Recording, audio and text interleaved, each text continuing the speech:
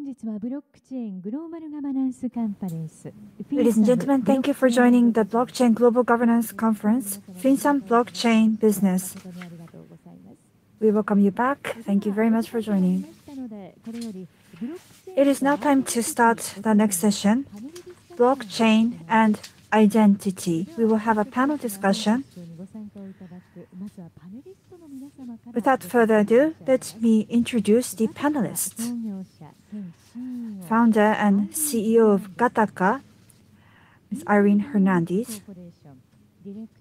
Director of Easy Dynamics Corporation, Ms. Maria Vecchino. Chief Identity Officer of Convergence Tech, Mr. Kim Cameron. They are joining remotely. And moderator of this session will be the chairman of the board of Open ID Foundation, Mr. Natsu Sakimura. Now I would like to hand over the microphone to Mr. Sakimura. So welcome to this session. This session is titled Blockchain and Identity. Now, digital identity is attracting a lot of attention in this post-COVID world, and the blockchain community is no exception. There are lots of activities around it as well. When we talk about blockchain and identity, we can think of it in two broad categories. One, identity management for blockchain applications, and two, identity management using blockchain, that is IDEM for person or legal entity and things. Now, in this session, we only have 40 minutes, so we cannot talk about everything. So we are only going to talk about the later one, the identity management using blockchain. With this view, I'd like to dive into the discussion, starting with the introduction by these distinguished panelists, starting from Kim, then to Maria and Irene. Kim? Thank you. I'm Kim Cameron. For 20 years, I was the architect of identity at Microsoft. And during that period, I saw a lot of things that worried me about the way identity was being used. And around 2004, I studied and worked across the industry with many others to form what we called the laws of identity. And those laws, I will show you here, hopefully this will come across. And so the laws of identity really were an attempt to systematize what was required in order to build enduring identity systems that were respectful of the individual, respectful enough that they would survive over time. The paper, the 7 Laws of Identity, is still, I think, worth looking at. But one of the today, I'm just going to focus on one of the laws, and that is the directed identity. So the concept here is that an identity system must support both omnidirectional identifiers for use by public entities and unidirectional identifiers for use by private entities. So I start from the premise that there are entities that are public, for example, an organization, a government, and there are entities that are private, for example, a person. I'll return to why that's the case. There are many entities in the thing category can be either. For example, oil wells that you want to track could well be public. Certain devices that are part of your health monitoring would be private. So the law of directed identities has many applications, but the basic concept is, first of all, I should say that any public entity is perfectly legitimate territory for the use of blockchain. So if you are building registries of government entities, of organizations, of oil wells, of any of those public entities, my conclusion is there is no issue, no complexity. If you get benefits from using blockchain, you just go ahead and do it. So here I'm simply going to talk about the more complex thing, what happens in the case of private entities. And here the problem is that people have many facets and demand separation between the different parts of their lives. For example, our life as a professional versus our life as a family person, our life as in certain activities that we engage in. And so one of the important things is to be able to preserve the contextual separation for the individual. You can look at it this way. Public identifiers, the omnidirectional ones, are things like telephone numbers, email, social security numbers, a public DID that would be shared with many people. And all of these things constitute really super cookies. For example, if we used our telephone number whenever we logged in on a website or went to any different website, though that telephone number would connect us up in all of our activities across the internet. And the same is true of any of these identifiers. And so these identifiers constitute PII and require special protection and handling because of the fact that the ability to hook all of these things up and break down contextual separation has great dangers in terms of eroding the privacy of the individual and their belief that they should have contextual separation. And furthermore, because it introduces problems of national security, where for foreign governments or state actors or organized crime can put people in compromising positions by being able to constitute dossiers on them. Now, private identifiers are shared with one entity.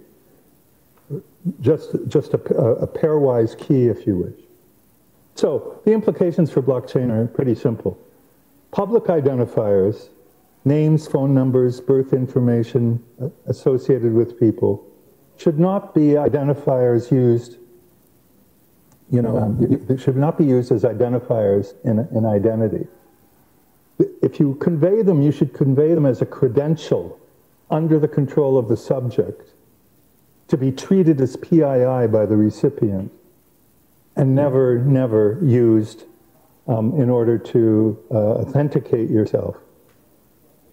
So the identifiers of citizens must not be stored in publicly accessible blockchains. The governments and enterprises must use private identifiers for authentication and authorization of citizens. Various branches of government can have private identifier, that only they use, and when they want to collect PII, they do that through the use of credentials. So those credentials having to be stored and protected in very special ways. Governments and enterprises may use permissioned blockchains to store PII and other information that will be issued as credentials. Permissioned blockchains are blockchains that are controlled, and the access is completely controlled, and so they are not accessible by the public, and so the PII can be protected. Credentials should be held in citizen wallets.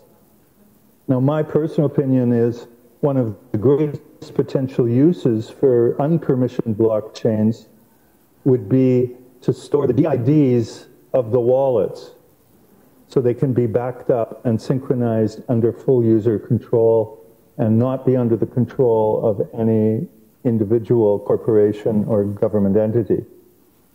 The reason for that is that the wallets are not associated with the individual in public use. And so the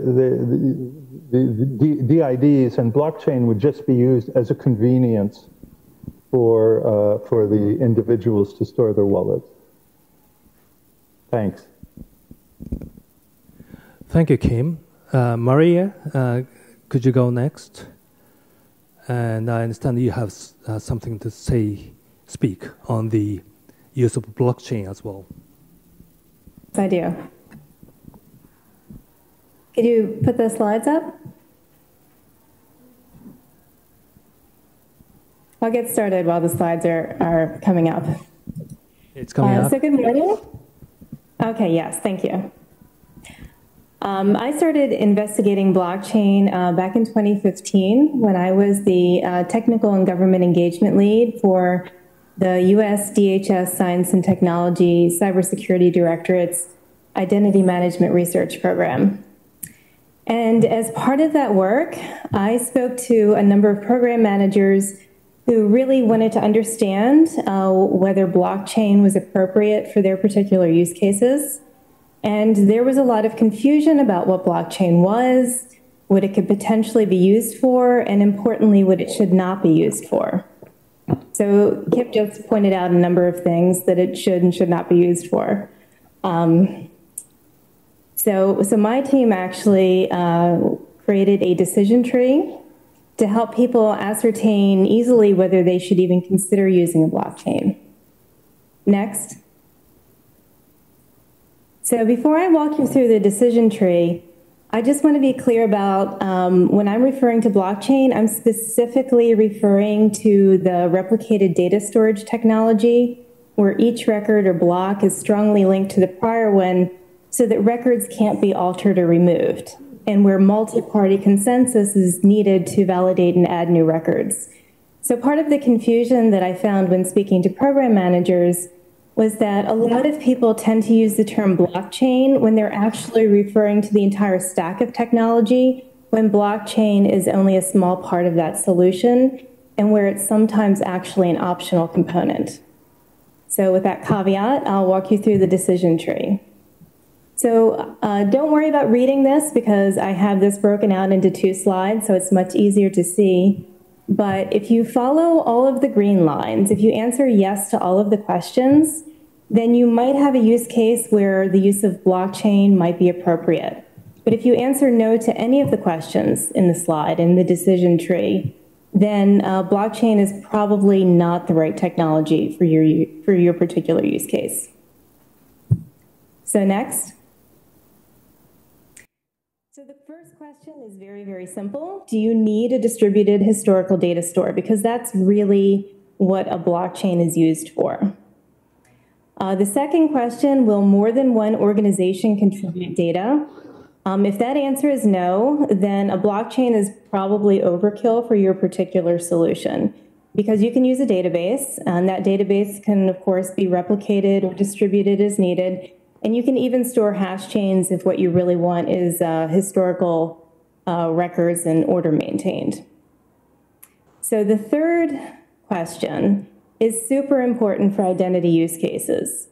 And that is it acceptable that entries cannot be changed or deleted? So the greatest strength of a blockchain and its weakness is that once a record is added, it cannot be easily changed or removed.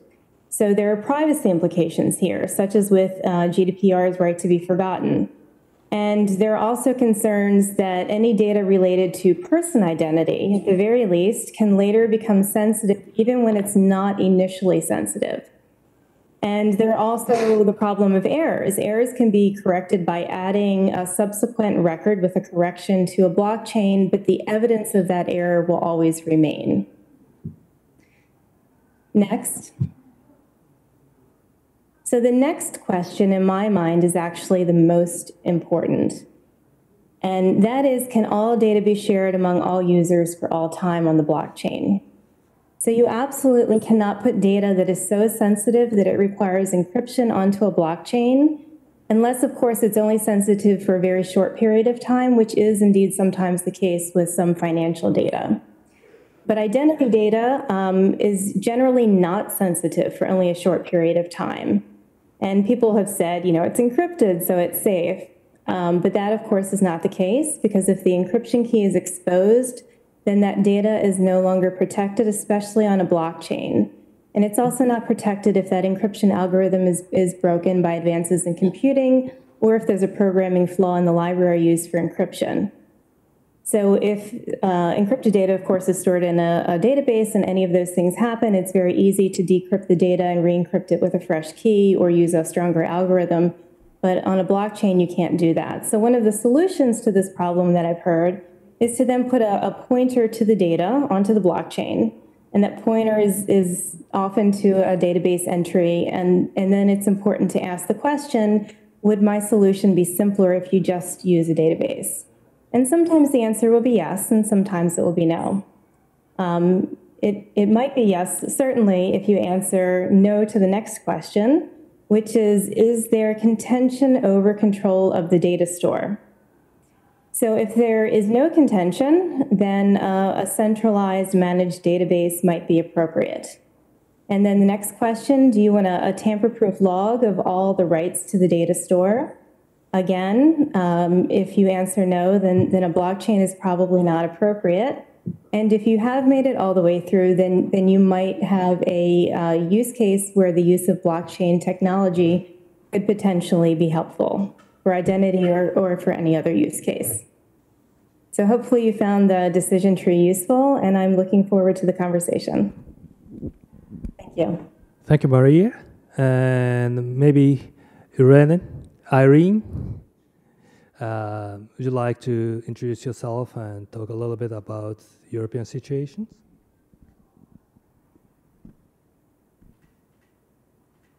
Sure. Thank you. Thank you, Mr. Satimura, for inviting me. I hope you hear me well. I mean, yeah, JFSA, of course, for the kind invitation. My name is Irene Hernandez, and I'm the CEO and founder at Gattaca, which is a cybersecurity company building a decentralized digital identity technology. I've been involved with blockchain technology since early 2016, first as blockchain researcher at MIT, then as founder of Gattaca, and more recently as professor of blockchain applications at OBS Business School. And let me present my series to give you an overview.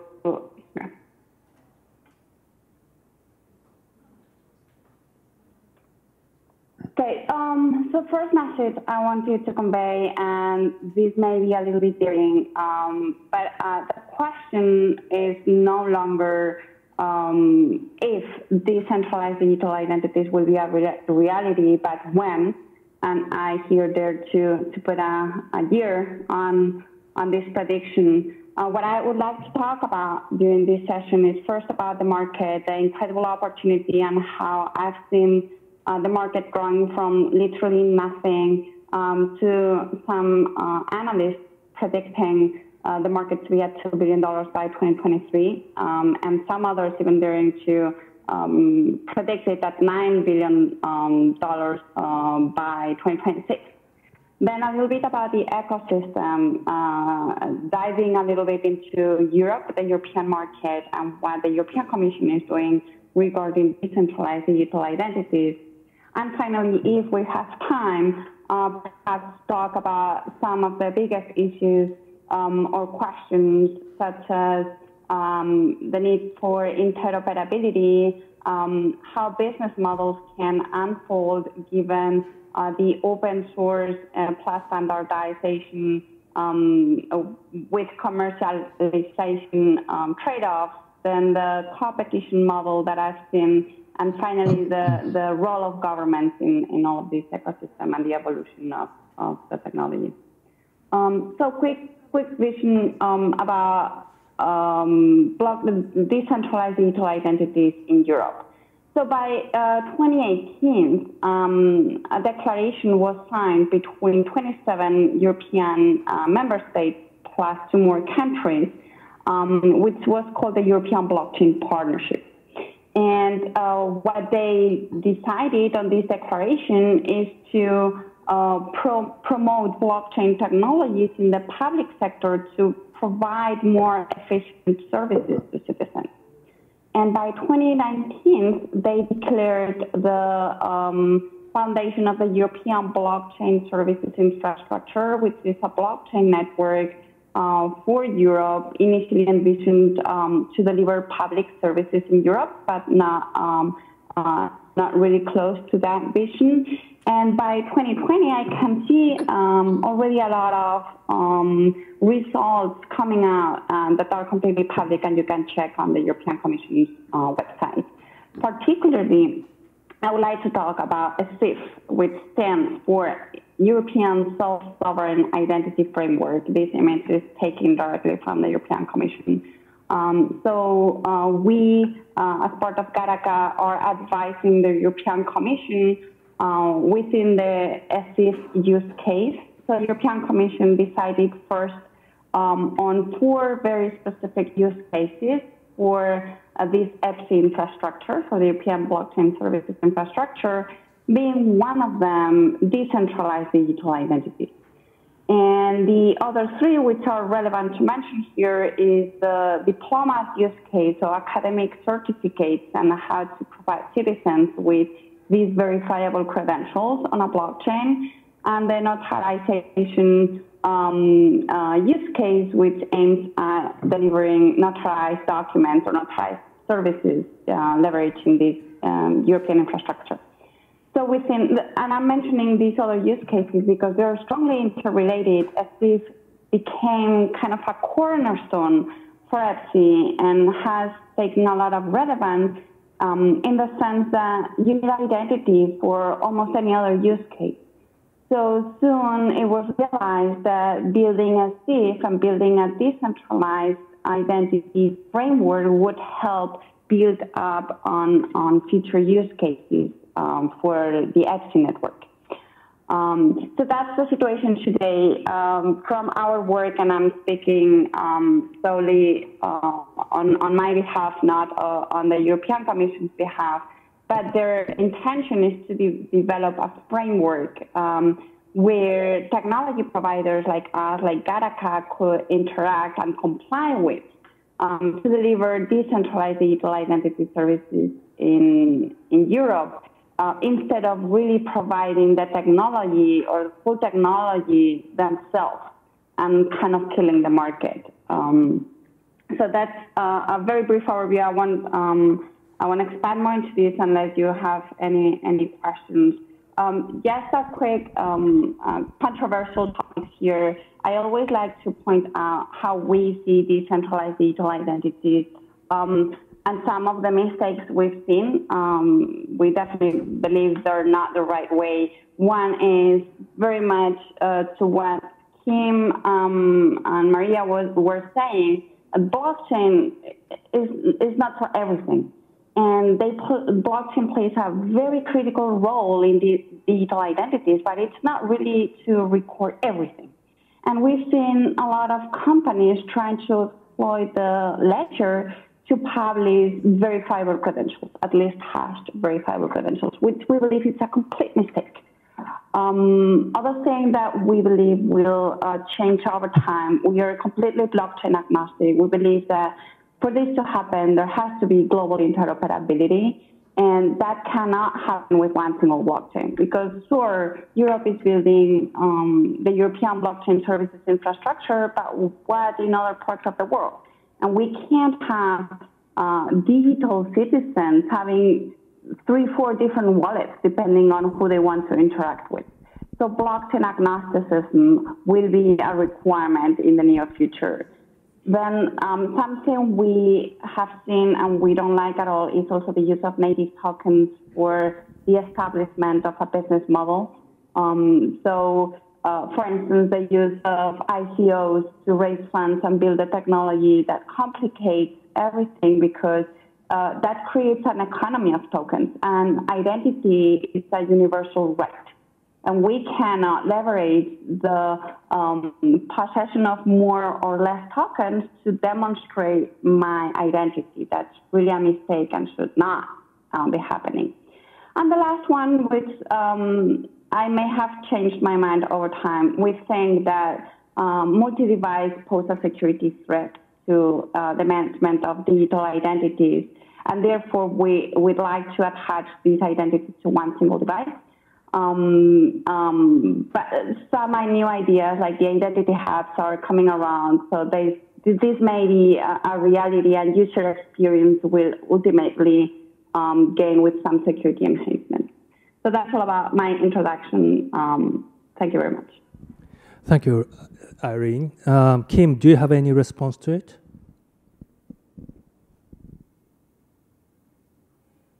I like it.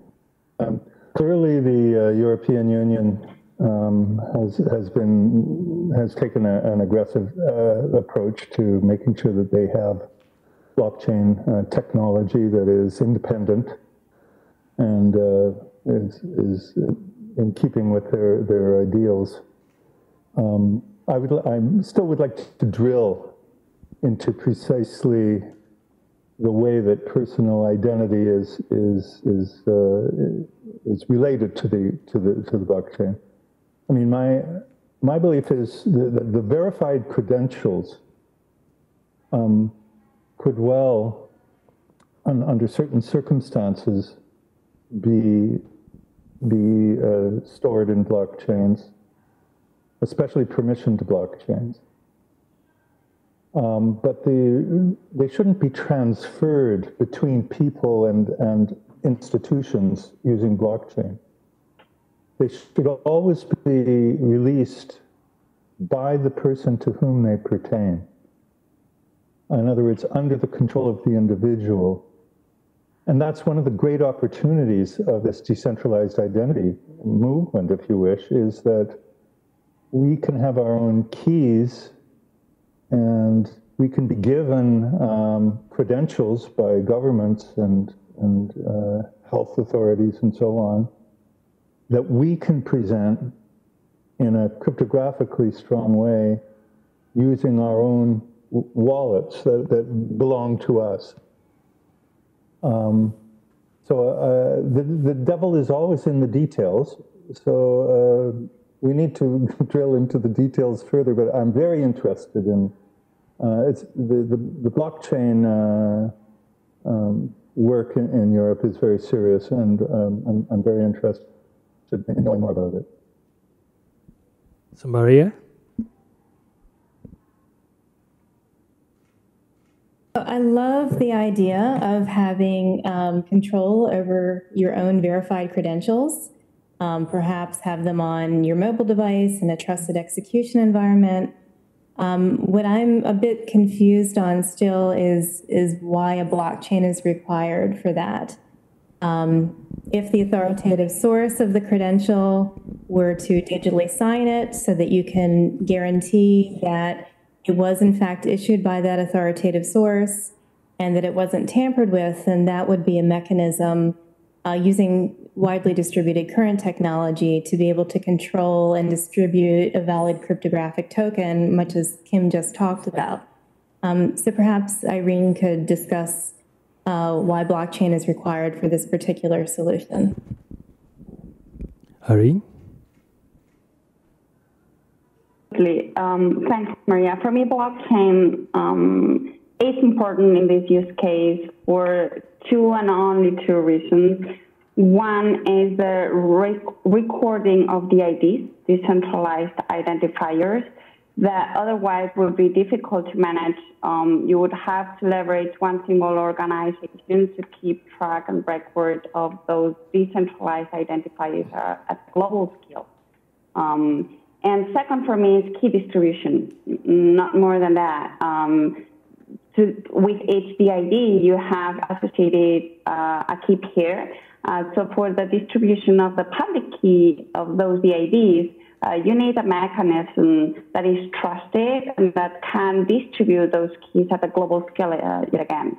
Now, that's why interoperability comes very important here, because you would say, yeah, but then why you use a public blockchain for the DIDs and the distribution of keys, but what if a specific set of the population or one specific region wants to have the DIDs of their citizens over a national network? Well, I think that the use cases are popping up very locally, yet with a lot of cooperation. And in that sense, each one is taking their own path. So we need to ensure this global interoperability between blockchains and where those keys are stored for it to be a truly useful tool for the internet, which in the end has not frontiers.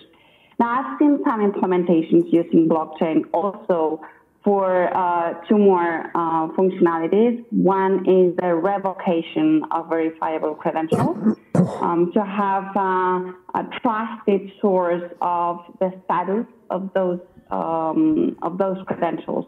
So you can think of revocation lists published on blockchains that anyone can access to make sure that the credential is still valid or not. And then for the registration of issuers, to be able to have a trusted source of who those issuers are and whether we can trust them.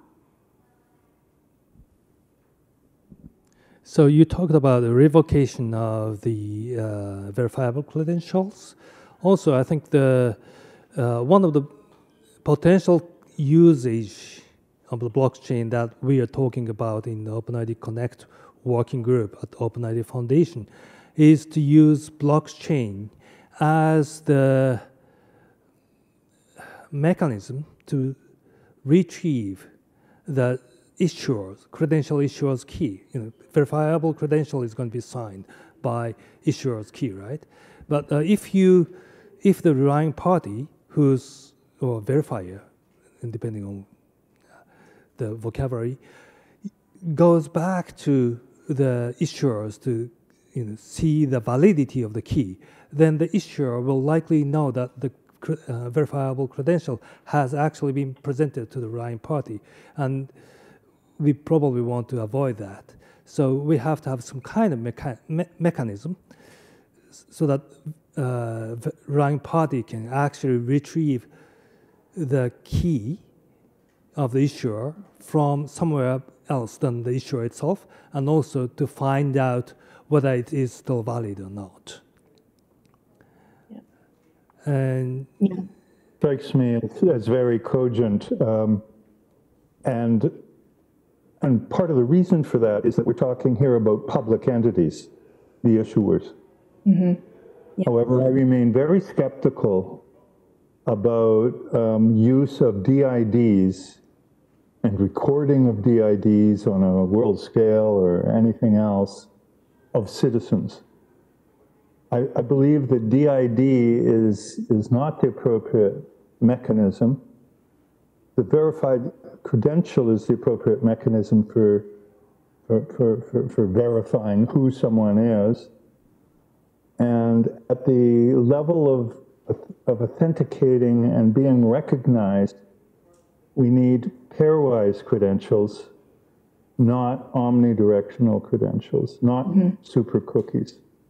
Yeah, I love that use case that Nat just presented. I think one of the challenges with PKI, and one of the reasons it isn't in widespread use, at least in the United States, is that it is very difficult to find the public key, the credential, and to verify it when you're dealing with a number of different entities. And then, of course, the revocation lists are challenging, and there are also the privacy implications. The CA knows every time the certificate is checked, especially if something like an OCSP responder is used. And so I think there is a lot of potential to use blockchain to manage PKI, public key certificates, and their revocation as well. I think it would enhance privacy potentially. So, 40 minutes is way too short, and we've got only 5 minutes to go, right? And I have a couple of more questions, but I don't think I can go there. So I'd like to start wrapping up. So maybe 70 seconds each, maybe starting with Irene, and then Maria and Kim. So your closing remark? Absolutely.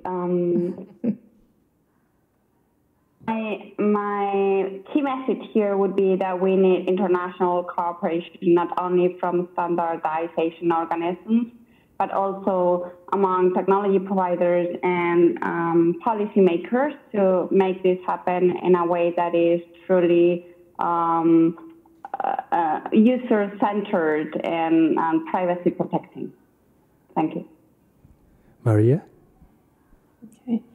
I guess my main point is that blockchain is a fairly new technology, and now we have one more tool in our technical toolboxes for solving problems.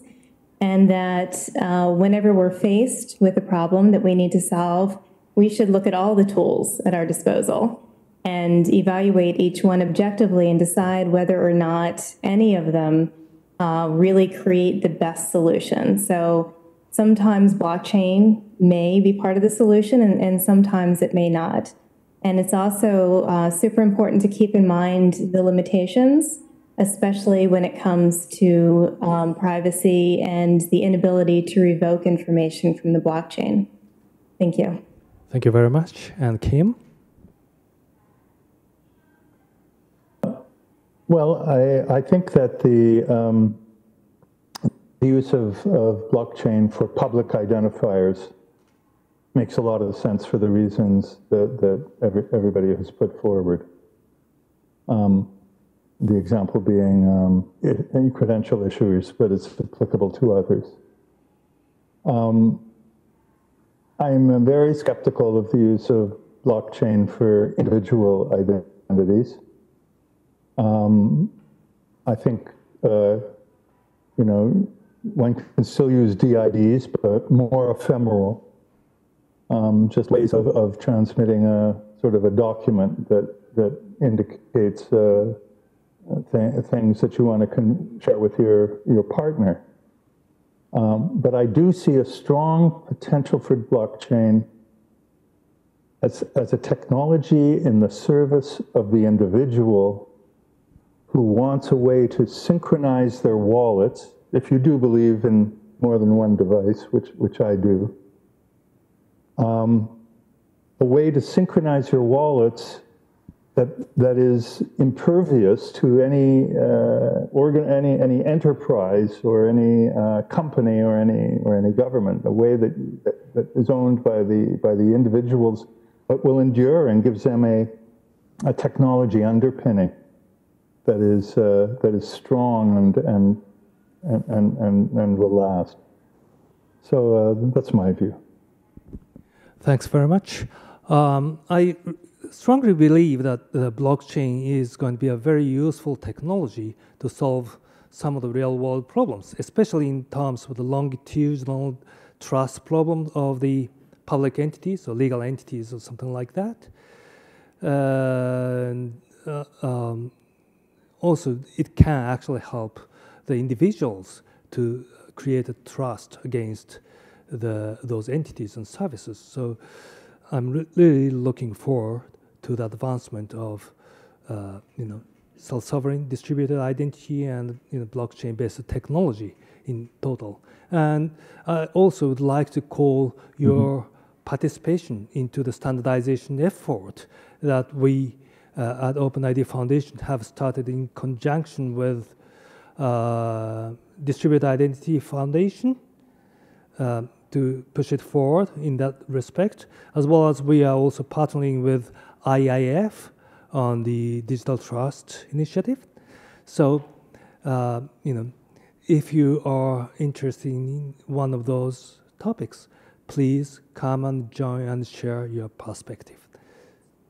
And thank you very much, and I'd like you guys to give a round of applause for those excellent panelists. ありがとうございます。We thank other speakers to join this session. そしてモデレーターを務めをいただきました崎村様もありがとうございました。And thank you very much to the moderator, Mr. Sakimura. ではこれをもちましてブロックチェーンとアイデンティティ。 Now with this, we would like to close the session on blockchain and identity. Thank you for joining the panel discussion. Now let me announce the next sessions. Starting from 12:20 in Hall A, we'll have a panel discussion, potential of blockchain in global use cases. And here in Hall B, we will have a panel discussion, Ethereum community. Those of you participating online, please select the irrelevant URL and wait until the next session is started. Thank you very much.